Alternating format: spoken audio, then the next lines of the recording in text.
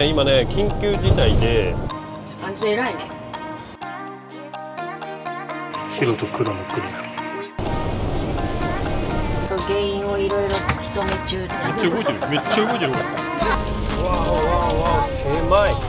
狭いし木が。はい、おはようございます。今ですね、8時22分です。室温が 21.9 度、湿度 63% です。で、昨日のね、夜もね、もわっとしたので、エアコンはかけっぱなしにしておりました。ルーフエアコンですね。設定温度25度で、風量1でした。体感としては寒いぐらいに効いております。風量1だけど、結構風きますね。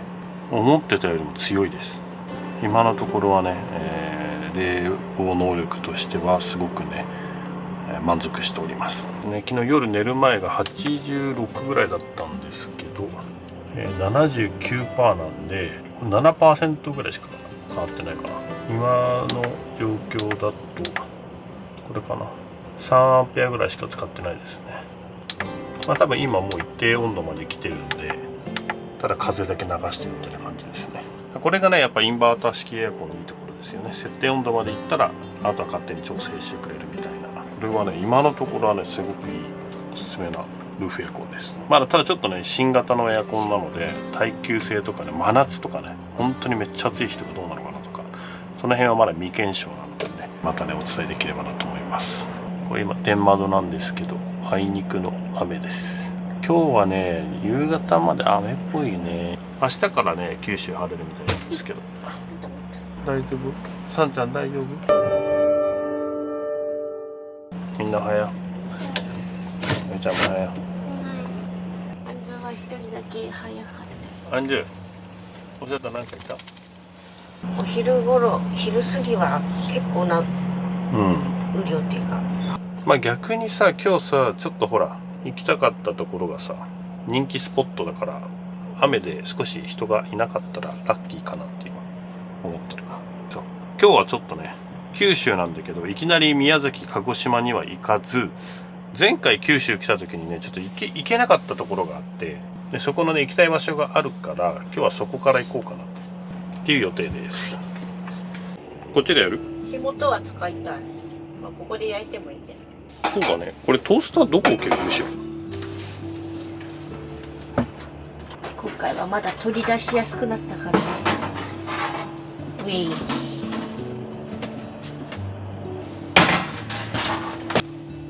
トースター係。はい。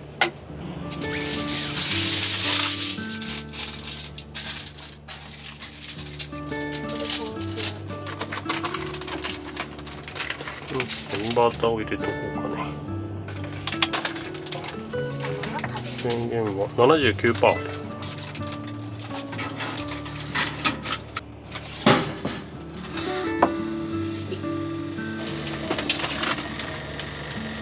ポークピッツ今日までポークピッツもやっちゃおう。ちなみにこれ、ここちゃんと手入れても全然大丈夫なぐらいの温度です。この辺は気をつけないとね。壁にくっつけちゃうと熱くなっちゃうから。焦げました。焦げも美味しさの秘訣だ。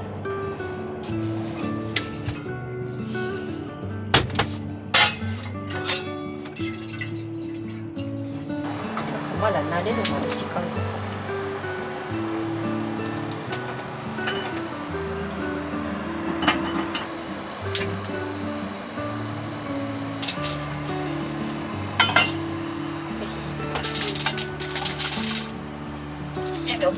やっぱあれだね。車内で火使うと温度が上がるね。ぐっと上がる。本当は上開けたいんだけど、今日はあいにくの雨だから雨が。ああ、まあ横はね。一応テーブルも戻してこんな感じでご飯モードに。やっぱこれはこれがないと不便です。ふいちゃんは下のベッドで過ごしておく。アンズと一緒に。アルバイトでアンズ。これがふいちゃんの部屋です。ランタンパーティーのここで。実際ここね、結構ねリュック関係置いてます。この辺はちょっとねやっぱ長距離の旅だと荷物がどうしてもあるから。でもさ、跳ね上げようとしてたからまだあってよく跳ねてる。そう跳ね上げれば背の高いものが積める。ボックスの中入れといて。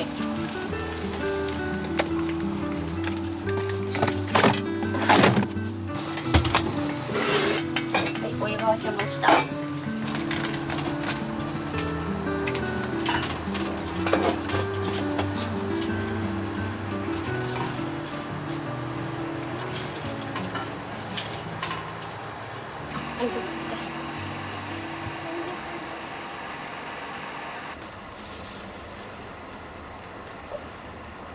本日の朝食、パン、ポークビッツ、卵、ほうれん草、コーヒーです。十分じゃない？何でも食べるの。何でも食べますよ。いただきます。います。今日までだからポークビッツ。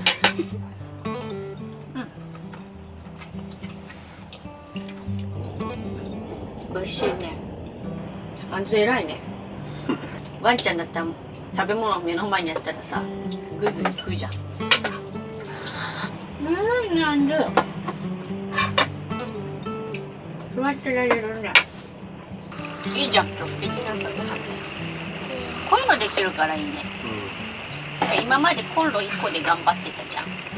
でそう思ったらさ、今回はこれ2口は使ってるから進化できたじゃん。今度なんかちょっとデザート作りたい。音鳴ってるけどそこまでじゃない？そんなにダイレクトにしなくない？響かないっていうのかな。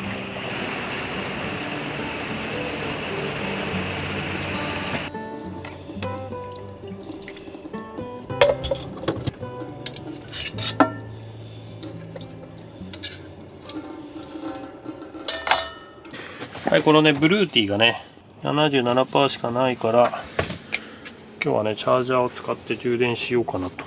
これも初の試みです。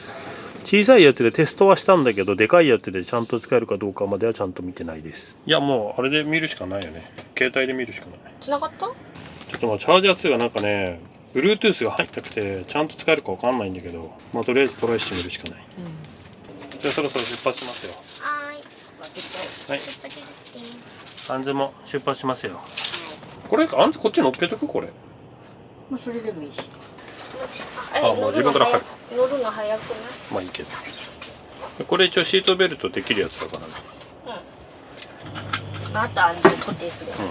どうアンズ。まあここでもいいです。真ん中をこうやってやります。アンズどう？あ、外見れっからいいじゃん。外見えた。あ、見えたね。あ、見えるじゃんそこからだったら。お留守番中はこれでいいんじゃない？よし出発です。こっからおよそ2時間ぐらいかな。2時間もない。そんなないです。1 1時間ぐらい。あ、そう。あ、ここねシャワーステーションがついてた。しかも男子と女子で分かれてる。あとコインランドリーもあったよ。レアだよね。ね。まあとりあえずね今から宇佐神宮に向かっていきたいと思います。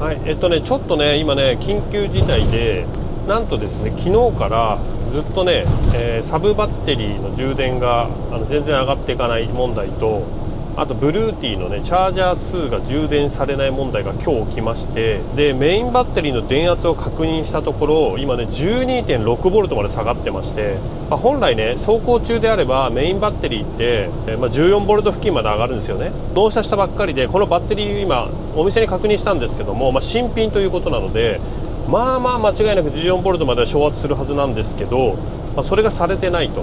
これね走ってる最中にそもそもメインバッテリー充電されてるんじゃねえかっていう疑惑が出てきて、ちょっと一旦ねこの先のパーキングに今入ります。でもう一回状態を確認します。このねデュカトの仕組みがよく分かってないんですけど、基本的にはその発電機っていうオルタネーターがあって、それを介してバッテリーを充電していくんですけど、そもそもメインバッテリーのところの間のヒューズが飛んでるだとか、ちょっとねその EBL っていうシステムが入ってるんですけど、ここから何か悪さすることがあるのかどうか、ちょっとねできる限り確認しないと、安全な状態ではないのかなと。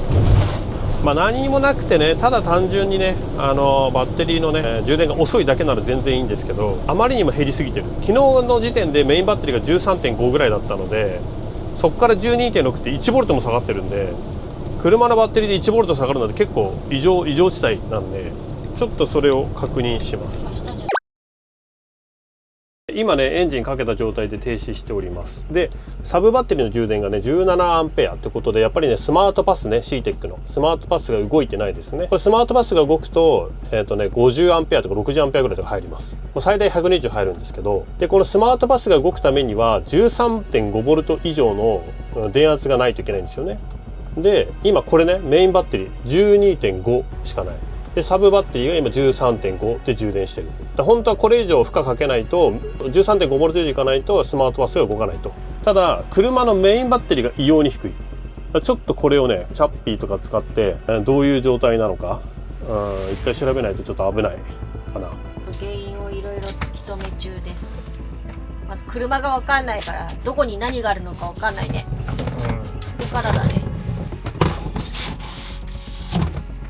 はい、今ねいろいろとね調べて一旦、EBL のヒューズ全部点検して、で問題なくて、でメインバッテリーを確認したけど特にここも問題なしで、ここねこの下に第1系統のサブが入ってるんだけど、そこも特に問題なし、車本体側のヒューズボックスこちらも特に問題なしだったんですけど、いろいろ調べてったらなんか同じような症状になった人がやっぱりいまして、このねカプラーのねOBD の診断機を使うカプラーがあるんですけど、そこを1回外して、エンジン止めてね外してもう1回つけてかけるとなんか充電が復帰しましたっていう方がいて、もしかしたらと思ってちょっとやってみました。で結果として今ねこれ見えてる通りなんですけど、一応ね 13.7 まで戻りました。今さっき12だったもんね。さっき 12.6 しかなかったんでだいぶ低かったけど1回入ったねこれで。実際まだねあれは動いてない。スマートパスはボーンはアイドリングでもスマートパス入ってたね。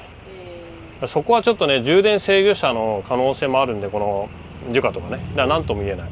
中古キャンピングカーあるあるなのか分からんけど、それか輸入車あるあるなのか分かんない。とりあえず良かったね。確かにねカムロードではこんなことはなかったよ。一回ちょっとねエンジン切って戻します。はい、ちょっとじゃあ整頓しましょう。はい、今ですねとりあえず出発しました。状態的にはいろいろ調べてもらったんですが、デュカトは12ボルト弱まで結構下がると。充電制御が厳しいみたいで、12.3 ボルトぐらいまでは全然下がると。で結果もっと下がってくるといきなり充電するみたいな。で 13. 何ボルト、14ボルトとか多分昇圧するみたいですねっていう回答がありました。で、とりあえず、それゆえにメインバッテリーがね上がって動かないとかはないみたいで、この事象は結構ね多々デュカトではあると。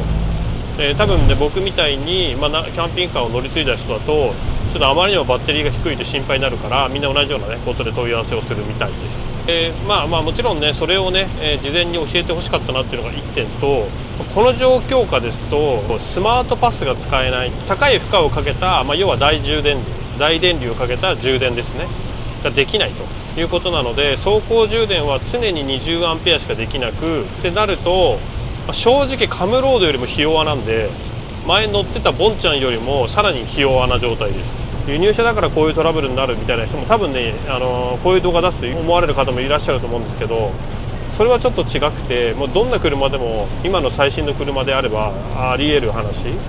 だからちょっと今後ですね CTEC を変えてレノジーとかにするか、ちょっと充電器ねどこがいいのかっていうのはあんまり詳しくないんで、ちょっと調べながら低電圧でも使える充電器に変えたりとか、ちょっといろいろと試行錯誤が必要かなという感じです。そんな感じで、とりあえずねメインバッテリーがダメになるってことはないみたいなので、帰れないとかねそういうことはなくなるみたいなので、それであればいいかなとりあえず。でちょっとねもう時間押してきちゃったんで、宇佐神宮行ってそのまんま RV パークかな。ちょっと本当はね別府の温泉行きたかったんだけど、思ったより時間取られちゃったね。もう2時だからちょっとね時間がないんで諦めます。やっと関東から高速を今出れました。忘れてた。それどころじゃなかった。結構な金額だったね。ここからまた6キロぐらい進んでいきましょう。さあもうちょっとだよ。1.5 キロなんで、 1.5 キロ。駐車場が大型というかバスもあったので多分入れると思います。まあ全然入れるとは思うんだけど、ただその混み具合だよね。一応ゴールデンウィークだからね。宇佐神宮っていうのはね、日本の中でもまあ伊勢に次ぐじゃないけど、昔は伊勢よりも格式が高かったんじゃないかって言われている宇佐神宮、八幡神社の中の総本社っていうか総本宮か、トップの八幡宮、トップの神社。あれか。バーはないけど、みこし発祥の地なの。よいしょ。さてさてどうやって入るんだこれ。出口でお金紙をもらうのかな。どういうこと？ 2000 円かな。まあでも止められるなら、あそこはねしょうがないっすよ、これはもうこしょうがない。の手の宿命だからね。よし。はい、到着です。なんかこういう感じなんだね、ちょっと歩ける感じだね。ね。よし、じゃあ行きましょう。よし、じゃあ初めての宇佐神宮。おお、ちょっとそっち通ろうか。こういう感じなんだね、素敵だね。あ、天ざる茶そばだって美味しそう。あ、営業終了してるね。土壌天定食。すごいね、土壌だ。土壌だって。昔佐賀であれ食べてね、鯉は食べたね。ネギこれね、ネギ屋さんのネギ焼きだ。あ、ネギ。こっから境内に入っていくのかな、宇佐神宮。正し親子結構広いのかね。な、この感じだと。なんかみーちゃん、なんかあれだよ、汽車なんだこれ、ね、蒸気機関車だって。あれなんかさ、橋の色すごいね。本当だ。なんか朱色じゃない、もうちょっと明朱色よるいりもそうだね、オレンジだね。色だね。みこし発祥の面白いね。発祥の地なんだ。おみこし。へえ。おみこしってさ、よくよく思えば不思議な文化っていうか歴史というか、祭事だよね。そうだ。おお、なんかすごいね。なんかすごい広そすごいね。うね。広い。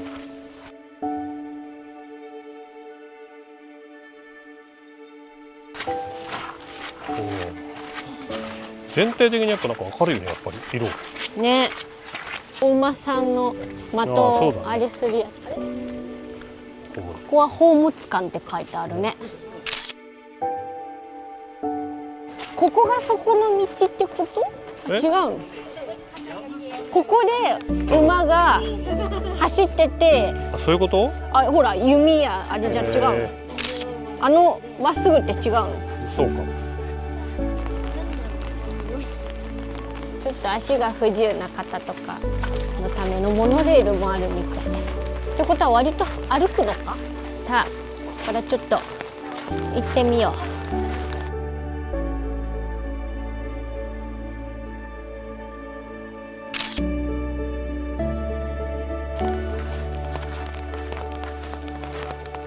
鳥居がこっちとそっちにね、大きい。2つある。ね。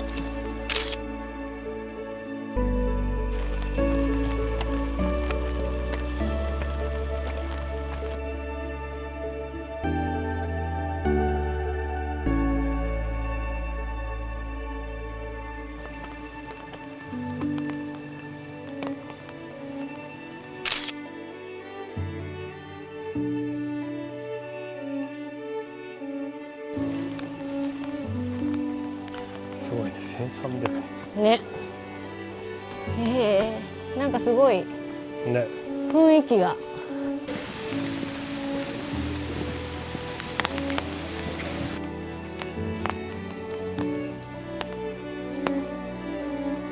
木がすごいご立派だね。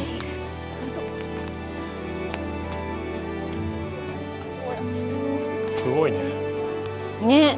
綺麗だよこ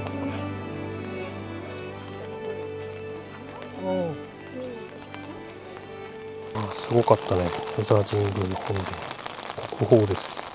ここまで来たらね、絶対入った方がいい。まあでも入れる時と入れない時あるのかな。古事記とかね、好きな人はね、すごく、あ、これがあれなんだみたいな感じになると思います。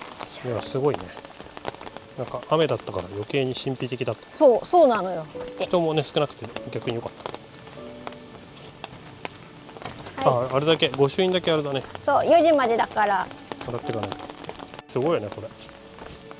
重要文化財、うん、仁徳天皇、最新がね、意外とここ急だね。急階段だけどここも斜めじゃん。そうで、しかも雨降ってるからね、気をつけないと、ね、足滑りそう。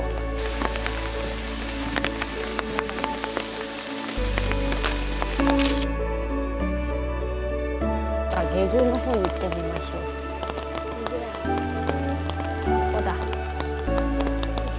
さあ下宮も参拝できましたので戻ります。神様と仏様、日本で最初に出会ったのはこの場所でしただって。お、宇佐神宮ね。よし、じゃあここからね車に戻ります。でちょっとルート変更というか、この後別府温泉行こうと思ったけど結構時間が押せ押せだから、そのまんま RV パークに行きます。だからまあどっちにしても RV パーク別府だからね、別府まで行かないとね。よし、じゃあとりあえずね今出発して、これから別府のねRV パークか、にね今から向かいます。1時間ぐらいですか？1時間ぐらいかな。あ、1時間ぐらい、本当に1時間弱。よし、まあとりあえずね走っていきたいと思います。はーい。今ね、別府の方に向かってるんですけども、だいぶ雨がね強くて大変ですね。なかなかな雨だね。ちょっと前が見づらい系の雨です。まさかの天気。この後別に観光するわけではないからいいんだけどさ。まあ RV パークだけだから。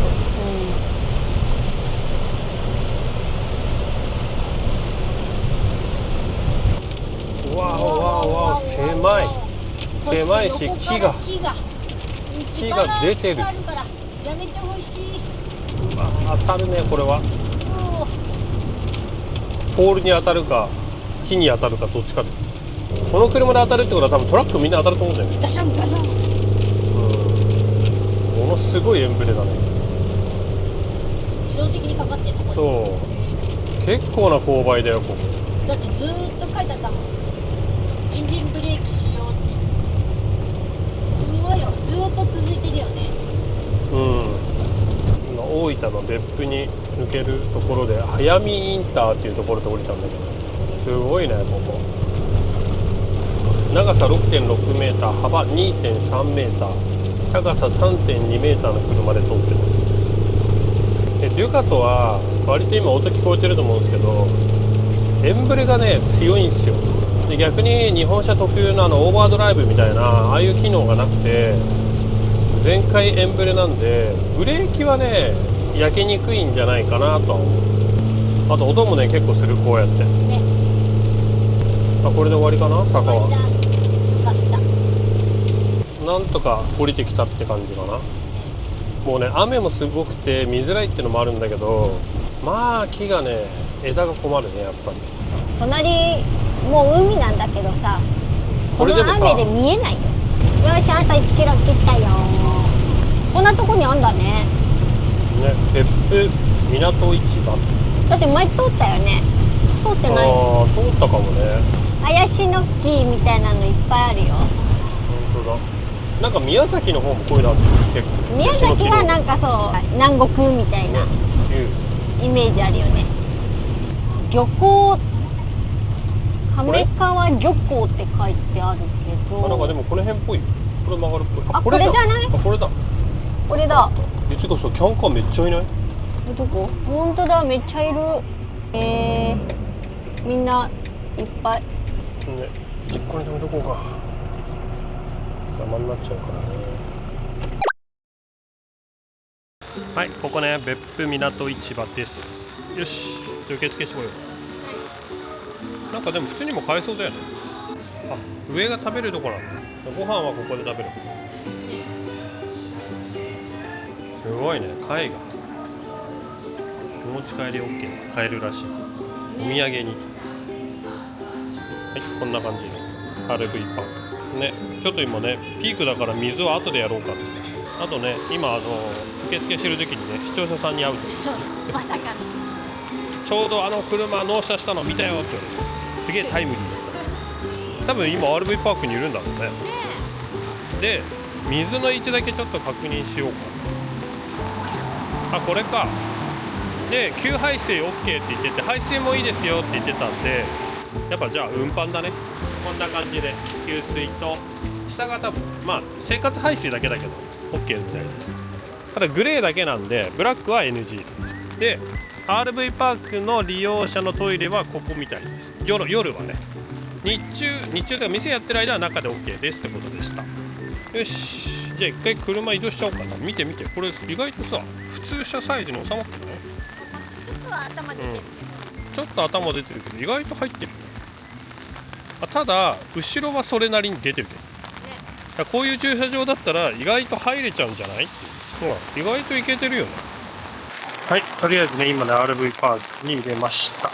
結構ね雨が強いです。水もやりたかったんだけどちょっとねこの雨だと大変なんで一旦止めといて、雨が止んだらねもう一回やろうかなと思っております。結構ここ RV パークに台数ありますね。ちゃんとみんな電源付きなんで、駐車場2台分で1台使用みたいな。ちょうど真ん中にこうやってね入れてくれって言いました。11番と12番の間になっております。ちょっとね電源もまた後でいいかな。雨がすごいんでね一旦中に入ります。雨やばいね。ちょっと雨が止んでからバッテリーをね充電しようかなと思います。それが終わってから水か。で今だから6時15分ぐらいだからもうちょっとね、一回準備とかだけしてで店内でご飯食べようかなと思っております。忘れしてあんちゃん、ご飯の時間だ。かわいそうね。ちなみに外はこんな感じです。いや雨がねちょっと思ったよりか強いね。止むらしいけどすごい。ここヤシの木サンライトだなね。めっちゃ心地よさそうに寝てる。お腹いっぱいになって眠くなったみたいです。おやすみなさい。本当だ、キャンピングカーが1台入ってきたな。なんだっけクレア。クレアか。もうちゃんなんかキャンピングカー横入ってきて、白と黒のクレア。おやおやおやおやおやおや。あらあらあら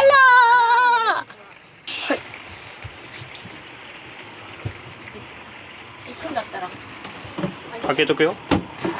お疲れ様です。いいっすね、こうそっち側になってほら対面はい、ということでね今日はね実はゆうすけさんと待ち合わせしておりました。九州来る2日3日ぐらい前かな。行きますわって話したら遅いわって言われながらもなんだかんだこう時間を作ってくれるという。でここの RV パークもねゆうすけさんが、ね、予約してくれてますうちらじゃね。そうはい、ということでね今回ねゆうすけさんと RV パーク一緒です。こうやって見るとちょっと大きさの違いあるね。まあ言うてクレアも結構バンクあるね。やっぱり高さあんま変わんないね。長さが違うぐらいでバンクあんま変わんないの。お疲れ様です。すいませんバタバタとじゃあ行きましょうか。いいっすよね。すごい RV パークご飯屋さんが好き。ご飯屋さん好きっていうかご飯屋さんですもんね。そうです、そもそもそうです。ご飯屋さんがやってる RV パーク、で、オーナーさんがキャンピングカー乗りさん。そうですよね、はすごいすごい。これいいね。最高。何でも気になるやつ。いいですか。どうぞどうぞ。高くつきますよ。これこっちがカゴで、あこれが炭火じゃない。あこれだ。あこれじゃない。炭焼きやつ。はい、はい、お疲れ様です。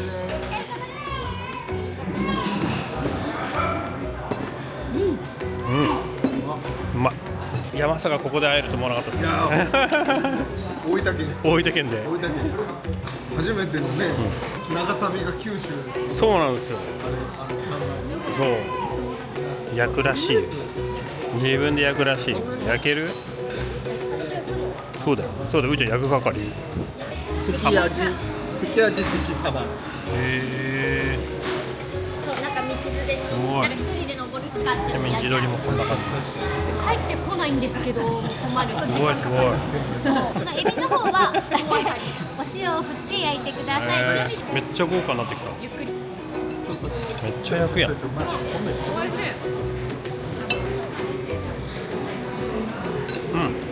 鶏うまっ。めっちゃ肉厚で美味しいですよ。関味、関サバ。ね。すごいね。すごい、すごい、めっちゃ動いてる、めっちゃ動いてる、これ。鶏美味しい。ここでは RV パークってすごいですね。最高だねこういうところ。飯屋ついてんのいいっすね。ね。あっちにないからな。すごいね。ありがとうございます。白子すごいね、これ。こっちの私の箸ですみません。白子はサバの白子ってあんまなかなかないですよ。食べたことない。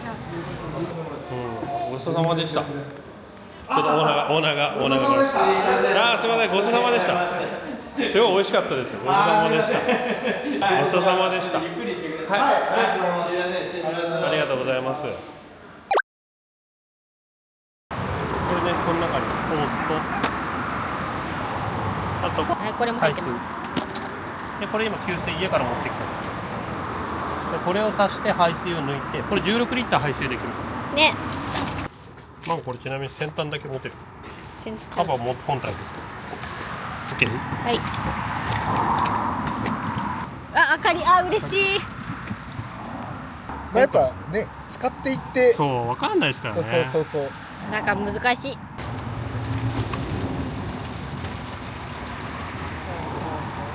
早いな。じゃあ一回そのチートを使ってこの2つ乗っけてもらえばいいね。100行ったりこ行かない。こにさボタンがあって、え、これを押しながらやるとアシストする。マジか、すげえ。すごいよこれ。全然ほら、何の重さも感じないんですよ。これ何？なんて便利な。欲しくなったなこれ。これいいよ。これいい。よし。じゃあ今ね、車に戻ってます。ご飯食べた後ね、その後ゆうすけさん夫婦とちょっとね、うちの車で喋ったりしてました。で、ママはもう半分寝てます。寝るよ。うーちゃんも寝てます。うーちゃんは完璧に寝てます。アンズは起きてます。で、今日ね RV パークで除給排水してたんで、お風呂入ってから寝ようかなって。今日本当はね別府温泉行きたかったけど入れなかったからね、そこはもうしょうがないかなって。本当ね、ゆうすけさんいろいろごちそうさまでした。ありがとうございます。ごちそうさまです。ごちそうさまでした。ママはそれなりにお酒飲んでますけど、パパは最初の2本ぐらいしか飲んでないからそんなに酔ってはないです。意外と最近はね、あんまお酒飲まなくても大丈夫です。今こんな感じでボイラーをつけてるんですけど、まだねちょっとねお湯が炊けてない、沸けてないみたいです。はい、今ねボイラー開けたのでシャワーに入っていきたいと思います。2日連続の車内シャワーです。よし、無事にシャワー入ってきました。もう1回戦ねボイラー炊き終わりましたので、次はママです。ドライヤー出しっぱにしとくよ。いや、いいね、お風呂が入れるって最高。もうパパいつでも寝れます。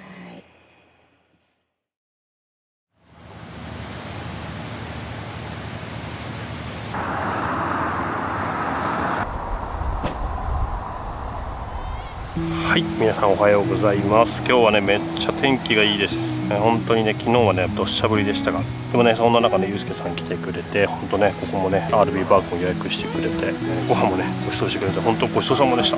ありがとうございます。で、朝はみんなでねちょっと散歩しようということで今から行ってきます。めっちゃ綺麗、海がこんな感じで RV パークの目の前にですね海が広がっております。まあでもどっちかというとね釣りをするとこなのかな。釣りされてる方めっちゃ多いです。こんな感じでヤシの木続いております。ここから行けるかね。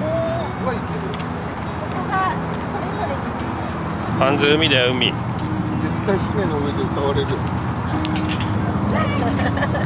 で泳いでこれくれたらたまったもんじゃない。あなたスカートめくれてるわよ。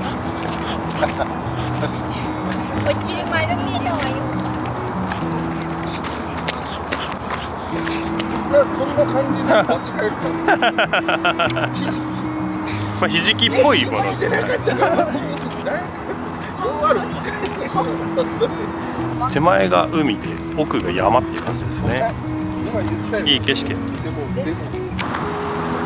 ああすごいめっちゃ景色いい。あそこすごいやっぱあのはいはい九十連山ですね。九十連山。結構こうやって見ると山々ですね。ですよね。こんなであそこ感じで。橋あるじゃないですか。はあっちにも RV パークあるんです。あの橋の下ぐらいの明晩温泉という温泉街に泊まれる。い。すごいな。ね天気いいとやばいですね。え、めっちゃいいね。これはすごいね。わあすごい。目の前が海。見てごらん。見える。川かと思ったら。いやーすごいね大分。綺麗だ。風は強いね。雲の流れが速い。